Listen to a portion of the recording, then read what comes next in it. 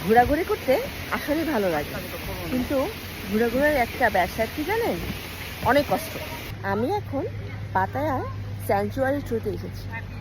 এটা একটা বৌদ্ধদের মন্দির, ঠিক সমুদ্রের পাড়ে একটা মন্দির, কাঠের তৈরি, খুবই সুন্দর। চলুন ভিতরে ঢুকে দেখি কেমন, আপনাদের দেখাই। আমি এখন স্যাংচুয়ারি ট্রুতে ভিউ পয়েন্টে দাঁড়িয়ে আছি।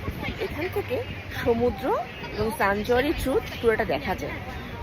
ঘোরাঘুরি করতে আসলেই ভালো লাগে, কিন্তু ঘোরাঘুরার একটা ব্যবসা কি জানেন, অনেক কষ্ট।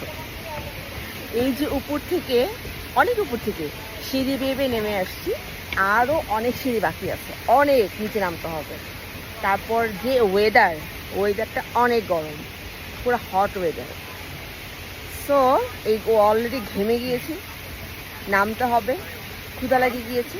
এখনও তো মানে মন্দিরের ভিতরে ঢুকিয়ে পুরো পথ বাকি আছে।